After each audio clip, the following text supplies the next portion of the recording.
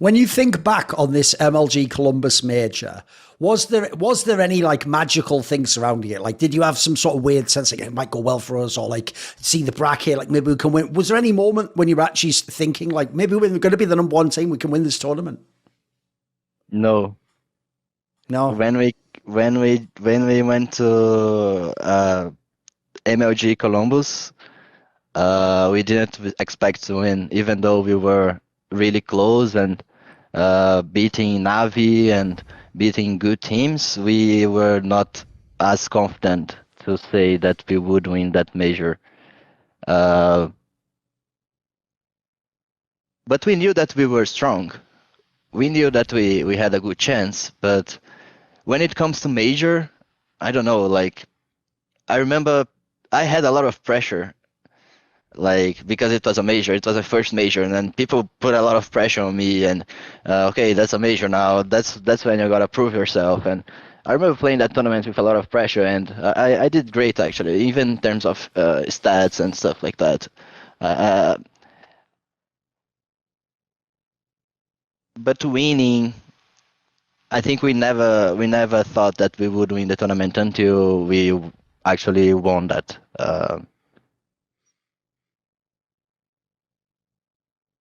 But we knew we were strong. That's what I Okay. can say. That's what I can say. But winning was something. I think I'm trying to understand, but I think that's because it was a dream, and maybe this dream could feel very far away at the time, and maybe it wasn't, but I couldn't see that at the time. Right. But I couldn't imagine myself winning a CSGO major. Maybe because of that at the time, I didn't expect. But of course, I was working hard for that. Right, this semi-final you had at this major, the infamous one against Team Liquid, got a cold zero, did the jumping up. So I've always wondered, right, if that like set off both sides of history, because obviously that was the first like really famous like Team Liquid choke where they kept reaching map point and then they lost all the games. But also your team became known as one of the most clutch teams ever. Right, in this game, I remember when I did my interview with Fallen, he told me an angle on that story I never even thought about, which is because obviously I was watching like the actual match itself, like with all the observer, and you see the crazy move. But what everyone forgets who watched that game is you guys didn't know what Cold Zero was doing. He was just over the other side of the map, and then you just see a bunch of kills appear, right? In this game in general, this was the one where on the first map they were up huge. It was like, what, 15-6 or something ridiculous. On the second game, they were also up huge on the like, do you remember what happened in this game? Like, was this a game for real? It must have felt like they'd won already. Like, it didn't seem like it's possible to come back, right? Yes, I mean, I was playing really bad the first map, Mirage. The reason Code Zero was playing B, was open B, was because like I was not holding B. Right, okay. Because I was not playing good. And at some point of the game, I was like, okay, Code, can you play B? I'm gonna play Catwalk because I'm playing bad. I'm losing rounds there, and I don't know what to do.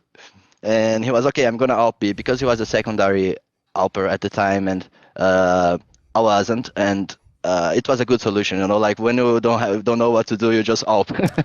Okay. And then that's why I was playing Catwalk. And when he did the double jump thing, the only thing he said was he just looked at me, and I remember I can see this happening right now. And he looked at me and he was like, "You have no idea what I did. Right. You have no idea. I can't explain. You're gonna see it after. You Right. have no idea." Okay. And I was okay, nice, man. Okay, let's do it. And after that, it actually gave us a good energy, like, and we just kept going, and we actually paused the game, and we created a setup that we use until nowadays.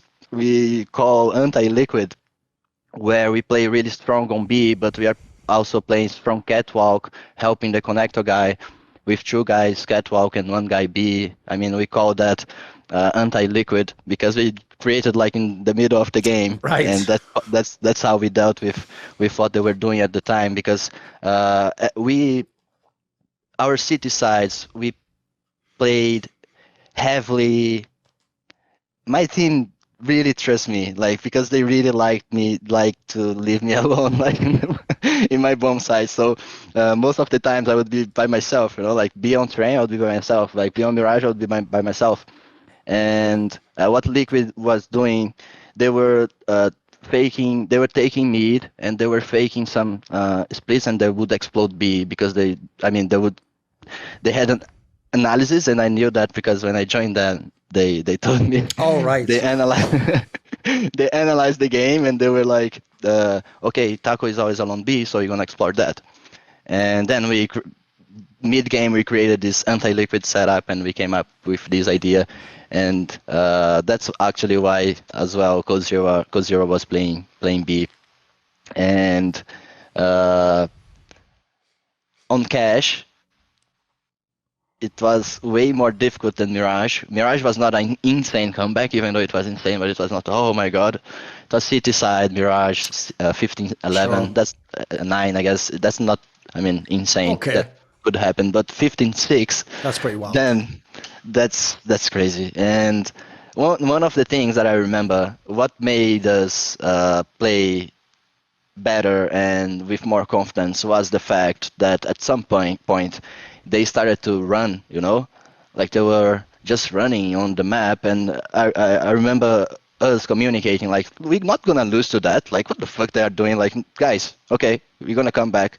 And at some point it was 15-10, and we were like, okay, round by round, we did that on Mirage, we're going to do that again, and round by round. And then I bought a fucking auto sniper, and I killed everyone. I got like 36 bombs in the end of the map, and playing with the auto sniper, and we got some insane clutch. So I think they gave us that. They filled us with the confidence we needed at that match, and that was actually insane. Like the feeling after the match, I remember coming back to the hotel and opening my laptop. I was in the room with Cold and Fur, and I was like, guys, we are in the major fucking finals. Can you believe that? We're gonna have this coin. And then I opened the trophy, like the one Valve gives you when you reach the we're gonna have this coin already. Holy fuck, that's insane. And we were really happy after this game, and feeling really, like calm and holy. That's just a great feeling. That actually, when I stopped to think about it, that actually helped us a lot. Right, when you guys reached the final, people won't know this detail because everyone remembers information afterwards. So now everyone knows this story that supposedly Guardian already had like a hand injury and he had to put sensitivity up and all this jazz. But at the time, no one knew that. Like in this match, I remember I was covering this game. That wasn't information that was known at the time. That was the story that someone said afterwards. And at the time, they'd just beaten TSM. That was really, it was starlust at that time, who was one of the top teams. Like, and if people remember, at the time, the map pool of Na'Vi and the map pool of Luminosity is basically the same map pool. Like in the final, I remember the 3 maps were like the best maps for both teams. So on paper, it actually looked like it was going to be like the best final ever. It looked at the first map even was like a big thriller overtime, and then you guys just won easily on the second map. But what do you remember about this final? Like coming into it, they were one of the other like enemies that was always in the way of your team from winning. Were you nervous for the final? What were you expecting it to be like? Do you think it was going to be like a super epic game? We expected to be a super hard game because before the major, we actually had some epic games against Na'Vi. And before that, they even had to use a boost that they were saving to the major. Yes. Kind of eat someone, yeah. And look how things are. We played against them on the major, and the second map was overpass. They could have saved. True. Yeah, this true. boost. But yeah, that was crazy. But what I remember is that when we came to the stage, there were like big pictures of us like behind us. And we all turned the chairs. We didn't plan to do that. We just all turned the chairs, and we were just looking at the pictures and talking about ourselves. Like, oh, I look like that. Oh, look at you, look, and doing that. And that at the time, at least, that gave me a lot of that gave me a comfortable feeling. Like we were just chilling and we were just calm and talking about random things. We were not nervous at all. When the match started, I felt really nervous. Not only me, but the entire team. Like communication was low. People were, having a hard time to communicate. because they were nervous. But when we got some rounds, we kept the ball rolling, and communication started to come back, and but we were not as confident. We were not actually playing really good, and that's when Cold and Zeus came with an idea. We paused the game, and we were trying to find solutions. And Zeus and Cold, he said something like they are doing that and that and that, and Zeus, with that information, he planned something for the three rounds that we had in the overtime. And this small game plan that we had actually gave us the game at the time, and that gave us a lot of confidence winning the first map. We were like, okay, if we were nervous and still we won the map, let's give it all now on overpass. That's already gone. No reason to feel nervous, and we were just honest about being nervous, and we feel that when the team is nervous, when the communication is not as good as it should be. And for the second map, we were just okay. Now is the time we show up. Let's do this. And then Fallen was just destroying everyone. I was getting my kills. B bomb site was closed. A bomb site was insanely good. We had a strong city side. Won the T side pistol, and after the T side pistol, we were already, not celebrating, but we knew that we won. They were not playing well. You can at that time as well. Navi was a team that when things were not going well, they used to go even low and low during the match. They had this at the time, at least. So when we got the 14-2, we already knew that we would win. So, and that's also a feeling that I remember, like even playing the last round, like the clutch, the communication. I still have these kind of things in my mind, because I was the one winning the. Look at how Destiny is. I was the one winning the 2v1 clutch to get the first major for us. It obviously wasn't that long since you'd even joined this team, like you were talking about back at the DreamHack Winter. That was only in November, if people know, when you started, and you had the 0-16 because you guys just got off the plane with a brand new lineup. Isn't it crazy to think it goes from 0-16 to, like, what, 4 or 5 months later, you're the world champions? There's no way you could have imagined that when you joined the team, right? No, but when we built this team, I remember as well, we went outside of the house. They just came back. LG just came back from IM San Jose, and that's when they removed both Knack and Steel from the team, and that's when they also called me to ask me if I wanted to join with FNX and Zeus. And but before that,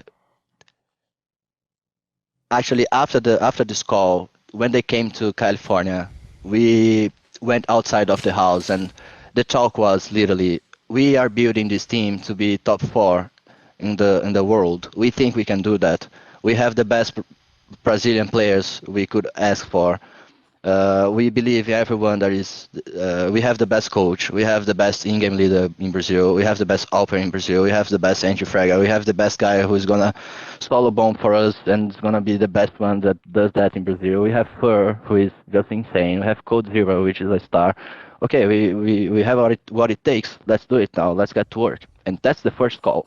That's the first talk we had. So I actually expected us to be a strong team. I believe that we could be a strong team, because actually also when Code Zero went to Europe for the first time for a bootcamp with LG, he would send all the screenshots from practice.